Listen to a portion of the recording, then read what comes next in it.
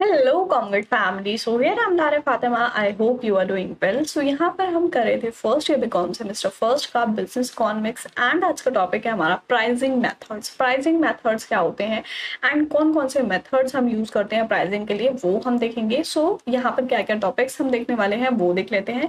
Cost plus यानी कि full cost या फिर markup pricing method and marginal cost pricing method, multiple product pricing method. So pricing के क्या क्या मेथड्स होते हैं वो तीनों मेथड्स हम यहाँ पर आज की वीडियो में डिस्कस करने वाले हैं। तो तीनों ही मेथड इंपॉर्टेंट होते हैं, तीनों को ही बहुत अच्छे से समझना है।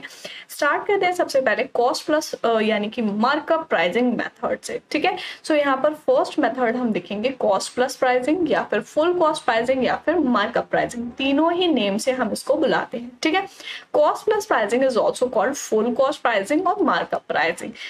This is the most commonly adopted method of pricing. Pricing के लिए जो सबसे ज्यादा मेथड यूज किया जाता है वो कॉस्ट प्लस प्राइसिंग मेथड ही यूज किया जाता है कॉमनली। ठीक है, and it is used by a company or firm to determine the selling price of their product. कोई भी फर्म हो, कोई भी कंपनी हो, वो अपने प्रोडक्ट का सेलिंग प्राइस निकालने के लिए ये मेथड यूज करती है। अब देखो कोई भी फर्म है तो वो अगर अपना प्रोडक्ट जो है किसी एक पर्टिकुलर प्राइस पर सेल कर रही है तो उसने जो कॉस्ट लगाई है पहले तो वो उसको रिकवर करना चाहती है एंड हर फर्म का एम होता है प्रॉफिट कमाना, तो उसको कॉस्ट और प्रॉफिट दोनों चीजें चाहिए होती है। अब मान लो कि कोई भी एक फर्म है वो अपना अगर प्रोडक्ट 10 रुपए में सेल कर रही है यानी कि सेलिंग प्राइस जो है वो 10 रुपए है।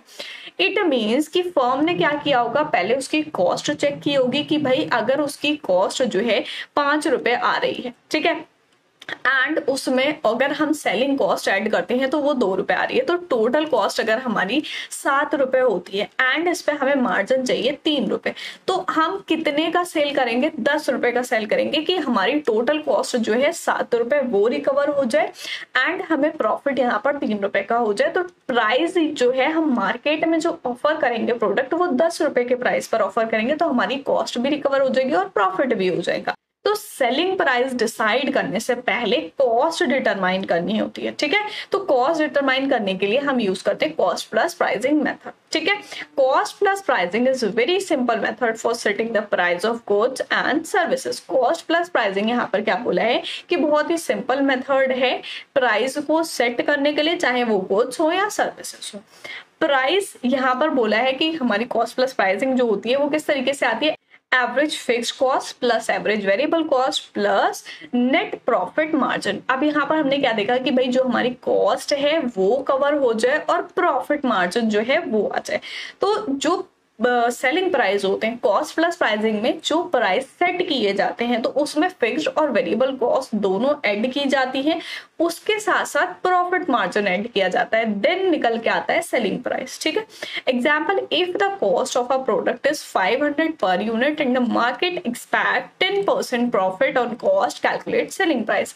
अब यहाँ पर बोला है कि आपको सेलिंग प्राइस निकालने हैं। सेलिंग प्राइस निकालते किस तरीके से निकालेंगे, देखो यहाँ बोला है कि अगर कोई एक प्रोडक्ट है उस पर 500 रुपए का कॉस्ट लगता है, ठीक है, कोई भी एक यूनिट बनाने के लिए 500 कॉस्ट लगती है और यहाँ पर एक्सपेक्ट किया जाता है कि 10% उस पर प्रॉफिट चाहिए। ठीक है, तो सेलिंग प्राइस कितना होगा, बहुत ही सिंपल सी चीज है। सेलिंग प्राइस आपका किस तरीके से निकल के आएगा, एवरेज कॉस्ट प्लस मार्कअप यानी कि प्रॉफिट मार्जिन जो है। तो यहाँ पर अगर आपको बोला है कि अगर प्रोडक्ट की जो कॉस्ट है, यहाँ पर अगर हम एवरेज कॉस्ट मान ले 500 is given in the question कि आपको कॉस्ट जो है वो 500 गिवन है प्लस मार्कअप। अब मार्कअप यहाँ पर कितना गिवन है कि 10% आपको प्रॉफिट लगाना है। अब 500 पर 10% कितना होगा, तो इस तरीके से निकालेंगे 500 इंटू 10/100। ठीक है, तो यहाँ पर 500 पर 10% आ जाएगा 50 रुपीज। ठीक, तो मार्कअप जो आ गया वो कितना आ जाएगा 50 रुपीज। इट मीन्स 500 प्लस जो प्रॉफिट है वो 50 आएगा, तो यहाँ पर सेलिंग प्राइस कितना होना चाहिए, 550 होना चाहिए। ठीक है, तो सेलिंग प्राइस इस प्रोडक्ट का जो रहेगा वो सेट होगा 550। इस तरीके से कॉस्ट प्लस प्राइसिंग में प्राइस सेट करते हैं। आई होप क्लियर हो गया होगा फर्स्ट वाला मेथड क्या है, cost plus pricing. And then हम देखते हैं इसके कुछ एडवांटेजेस एंड डिसएडवांटेजेस। अब भाई कोई भी मेथड हो उसकी अच्छी और बुरी दोनों ही चीजें होती है। एडवांटेज क्या होता है कि भाई ये बहुत ही सिंपल होता है। This method is simple and easy for the firms to implement no matter how many products of their firm produce. यहाँ बोला है कि मेथड बहुत ही सिंपल और इजी है, कोई भी फर्म इसको इम्प्लीमेंट कर सकती है, लगा सकती है। अब ये चीज मैटर नहीं करती कि कोई भी फर्म एक प्रोडक्ट बना रही है या 4 प्रोडक्ट बना रही है, ठीक है। And then second is it promise fair return to both producers and consumers।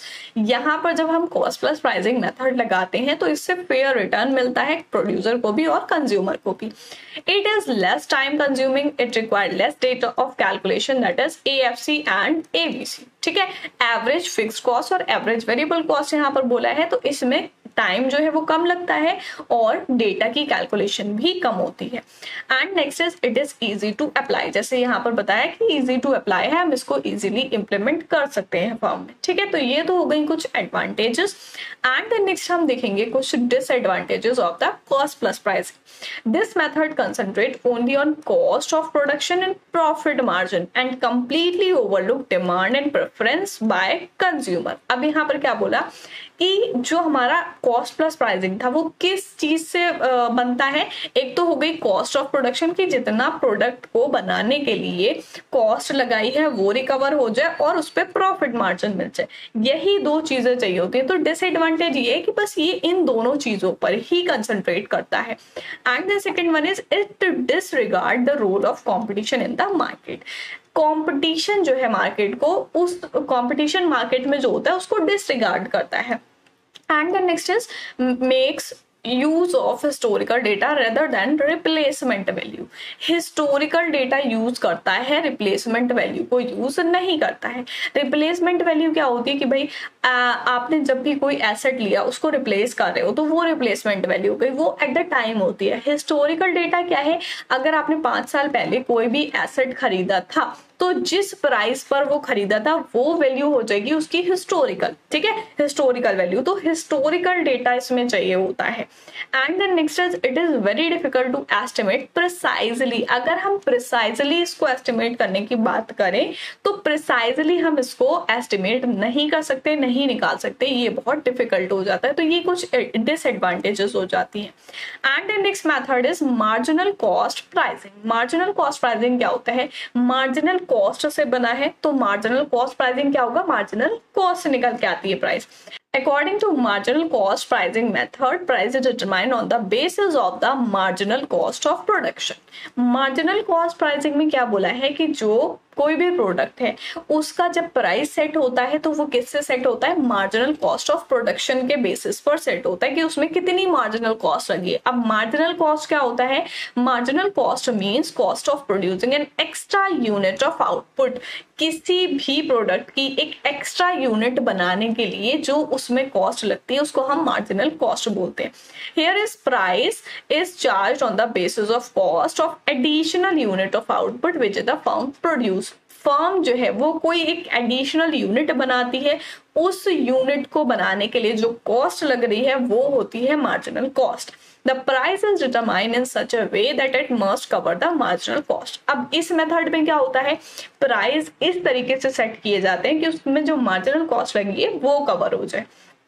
If price charged by using marginal cost method is greater than the price charged by using full cost pricing rule, firm will make profit, that is in essence excess profit। ठीक है, यहाँ पर क्या बोला है, अगर marginal cost के method से अगर हम यहाँ पर प्राइस चार्ज करते हैं, ठीक है, अगर वो ज्यादा है जो हम cost full cost pricing method से करते हैं, ठीक है, तो यहाँ पर फर्म को प्रॉफिट होगा। यहाँ पर इस तरीके से देखो कि अगर हम मार्जिनल कॉस्ट, ठीक है, मार्जिनल कॉस्ट मेथड जो है उसमें अगर जो प्राइस सेट कर रहे हैं वो प्राइस ज्यादा है, मार्जिनल कॉस्ट मेथड में प्राइस जो है वो ज्यादा है किससे, फुल कॉस्ट मेथड में जो प्राइस है उससे, ठीक है। तो यहाँ पर फर्म को क्या होता है, प्रॉफिट होता है। क्लियर हुआ, ठीक है।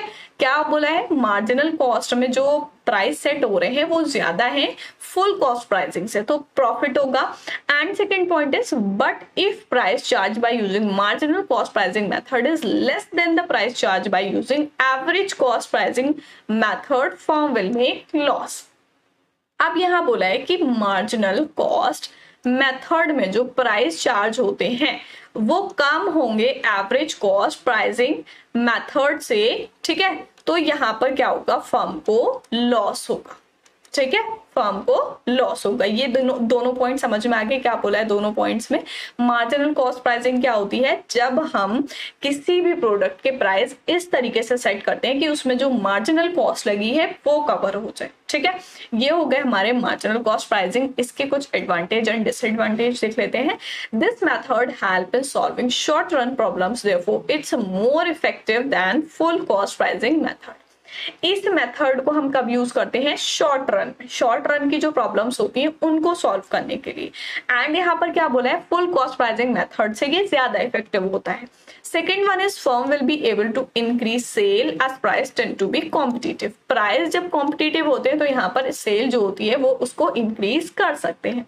डिसएडवांटेजेस क्या है, it is very difficult to calculate marginal revenue and marginal cost accurately for every additional unit of output produce. हर एक एडिशनल यूनिट जब प्रोड्यूस हो रही है उसकी मार्जिनल रेवेन्यू, मार्जिनल कॉस्ट निकालना ये बहुत ज्यादा डिफिकल्ट हो जाता है। And second one is this method is not advantages in the long run. Long run में हम मार्जिनल कॉस्ट से नहीं निकाल सकते, मार्जिनल रेवेन्यू से नहीं निकाल सकते, इसलिए लॉन्ग रन में जो है मार्जिनल कॉस्ट प्राइसिंग मेथड जो है वो ज्यादा एडवांटेजेस नहीं रहता है। During recession firm using marginal cost pricing encourage severe competition. जब रेसेशन पीरियड होता है तो रेसेशन पीरियड में फर्म क्या करती है, marginal cost pricing method use करती है कंपटीशन को बढ़ाने के लिए, इनकरेज करने के लिए, ठीक है। सो ये कुछ एडवांटेजेस एंड डिसएडवांटेजेस हो गए। देन हम देखेंगे लास्ट मेथड जो है हमारा मल्टीपल प्रोडक्ट प्राइसिंग। देखो नाम से ही समझ में आ रहा है, जो जो मेथड है उनके नाम से समझ में आ रहा है कि इसमें किस चीज के बारे में बताया गया है, मल्टीपल प्रोडक्ट प्राइसिंग। जब अलग अलग प्रोडक्ट की प्राइसिंग वहां पर होती है, ठीक है। मल्टीपल मतलब एक से ज्यादा प्रोडक्ट की। Most of the companies today produce more than one product and sell them in more than one market. बहुत सारी ऐसी बड़ी बड़ी कंपनीज हैं जो क्या करती हैं, अगर उन्होंने एक प्रोडक्ट बनाया देन उसी की तरह फिर दूसरा प्रोडक्ट बनाया, तो ऐसी बहुत सारी कंपनीज हैं जो एक से ज्यादा प्रोडक्ट बनाती हैं और उसको अलग अलग मार्केट में, जहां पर उनकी टारगेट मार्केट है, टारगेट कंज्यूमर है, उस मार्केट में जाकर वो सेल करते हैं उस प्रोडक्ट को। And they produce variety of product instead of specialising in one product. वो किस चीज पर फोकस करते हैं कि हम किसी एक प्रोडक्ट पर स्पेशलाइजेशन ना करके, किसी एक प्रोडक्ट में स्पेशलाइज ना होके वेराइटी ऑफ प्रोडक्ट बनाए, अलग अलग टाइप के प्रोडक्ट बनाए, ठीक है।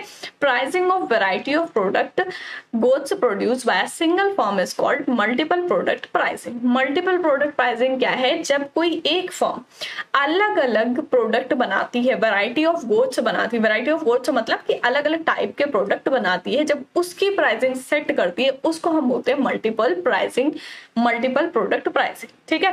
It is also known as multiple product pricing और प्रोडक्ट लाइन। इसको हम मल्टीपल प्रोडक्ट प्राइसिंग या फिर प्रोडक्ट लाइन भी बोलते हैं। They do this in order to make optimum utilization of their production capacities. The goods sold by them may be substitute or complementary goods. अब यहाँ क्या बोला है कि जो भी एक फर्म है वो अगर वैरायटी ऑफ प्रोडक्ट बना रही है तो यहाँ पर वो किस लिए बना रही है कि उनके जो रिसोर्सेज हैं उसको अच्छे से यूज कर सके, उनका यूटिलाइजेशन कर सके, ठीक है, एंड अपनी प्रोडक्शन कैपेसिटी को इंक्रीज कर सके। जैसे मैंने प्रीवियस वीडियोस में भी कुछ टॉपिक्स ऐसे थे जिसमें बोला था, हमने एग्जाम्पल लिया था एक मिल्क का, ठीक है, मिल्क का, वे का, कर्ड का, ठीक है। तो यहाँ पर क्या बोला है कि जो कंपनी है वो क्या करती है, वैरायटी ऑफ प्रोडक्ट बना रही है।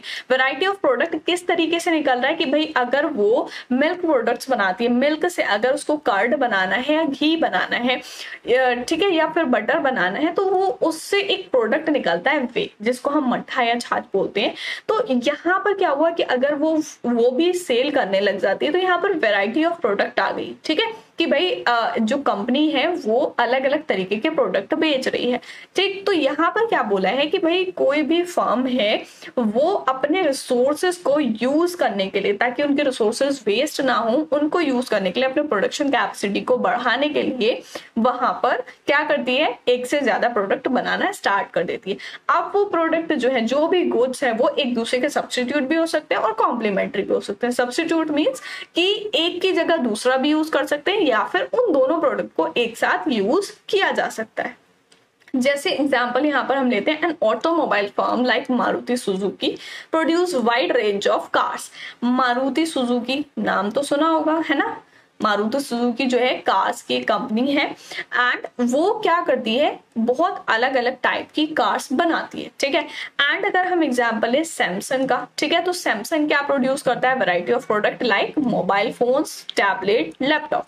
तो यहाँ पर क्या हुआ कि जो सैमसंग कंपनी है वो सिर्फ मोबाइल्स ही नहीं बनाती है, मोबाइल्स के अलावा टैबलेट्स भी बनाती है एंड लैपटॉप भी बनाती है। तो ये क्या हो गया, वैरायटी ऑफ प्रोडक्ट हो गई। अब वो उन चीजों के अलग अलग प्राइस सेट कर दिए। ऐसा तो नहीं है कि अगर मोबाइल फोन बना रही है, लैपटॉप बना रही है, तो जो प्राइस मोबाइल फोन के हैं, जिस प्राइस पर वो मोबाइल फोन सेल करे उसी प्राइस पर वो लैपटॉप सेल करेगी, ऐसा नहीं है, ठीक है।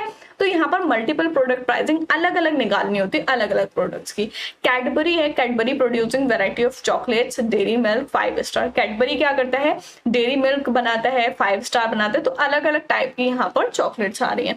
तो ये क्या होता है, multiple product pricing. Multiple product pricing वो फर्म्स करती हैं जो एक से ज्यादा प्रोडक्ट प्रोड्यूस करती है, ठीक है, समझ में आ गया। द नेक्स्ट पॉइंट हम देखेंगे, marginal revenue function has to explain the relationship between two products. Marginal revenue function जो होता है, मार्जिनल रेवेन्यू फंक्शन यहाँ पर क्या बोला है कि हमारे जो दो प्रोडक्ट होते हैं उन दोनों प्रोडक्ट के बीच का रिलेशनशिप समझने में हेल्प करते हैं। These functions are, suppose A and B are two products. हमने यहाँ पर एग्जांपल ले लिया कि हमारे ए और बी दो प्रोडक्ट है। अब उनका किस तरीके से हम मार्जिनल रेवेन्यू फंक्शन से यहाँ पर रिलेशनशिप दिखाएंगे। मार्जिनल रेवेन्यू ए वाले प्रोडक्ट का, ठीक है, ए का यहाँ पर टोटल रेवेन्यू में जो चेंज हुआ ए के में, एंड चेंज इन क्वांटिटी जो आउटपुट निकल के आया, ठीक है, ए के, plus total revenue B product में जो चेंज हुआ एंड क्वांटिटी में जो ए की जो चेंज हुआ। इन सबको हम ऐड कर देंगे या फिर डिवाइड कर लेंगे, जो भी नंबर्स आपको गिवन होंगे, ठीक है। सो वहां पर हमारा निकल के आ जाएगा मार्जिनल रेवेन्यू ए का। अब इसी तरीके से हम निकालेंगे बी का, ठीक है। अब यहाँ पर आपको मार्जिनल रेवेन्यू बी का गिवन है, तो यहाँ पर चेंज होगा टोटल रेवेन्यू बी के में and change in quantity B, ठीक है, बी प्रोडक्ट में जो चेंज हुई है, एंड टोटल रेवेन्यू ए के की और यहाँ पर चेंज इन क्वांटिटी बी की। चेंज कैसे भाई, कि अगर मान लो पहले जो है ए प्रोडक्ट की वो 10 यूनिट सेल होती थी, ठीक है, तो क्वांटिटी क्या होगा, 10 यूनिट हो गई। अब अगर वो चेंज होके इंक्रीज होती है 15, तो यहाँ पर क्या चेंज हुआ, 5 का चेंज हुआ। तो यहाँ पर जो चेंज आ जाएगा वो 5 आ जाएगा, ठीक है। यहाँ पर चेंज का आपको इस तरीके से दिख रहा है साइन, तो यहाँ पर चेंज लगाना है। इस तरीके से हम मार्जिनल रेवेन्यू फंक्शन में दोनों प्रोडक्ट जो है अलग अलग प्रोडक्ट अगर दे रखे हैं तो उसको निकाल सकते हैं। सो आई होप अच्छे से सारी चीजें समझ आ गई होंगी आप लोगों को। आज के वीडियो में हमने देखा प्राइसिंग मेथड के बारे में कि प्राइसिंग मेथड कौन कौन से होते हैं, कौन सी फर्म में हम कौन सा लगा सकते हैं, क्या एडवांटेजेस और डिसएडवांटेजेस होते हैं। फर्स्ट हमने देखा कॉस्ट प्लस प्राइसिंग क्या होता है, एंड देन उसके कुछ एडवांटेजेस और disadvantages. Then marginal cost pricing क्या होता है, उसकी advantages, disadvantages. And third one was multiple product pricing. Multiple product pricing का हम किस तरीके से मार्जिनल रेवेन्यू फंक्शन निकाल सकते हैं कि अलग अलग प्रोडक्ट है तो उसका मार्जिनल रेवेन्यू फंक्शन किस तरीके से एक्सपैंड करेंगे उनके रिलेशनशिप को। सो आई होप वीडियो हेल्पफुल रही होगी। नेक्स्ट वीडियो में करेंगे हम नेक्स्ट टॉपिक। सो मिलते हैं नेक्स्ट वीडियो में, तब तक के लिए गुड बाय।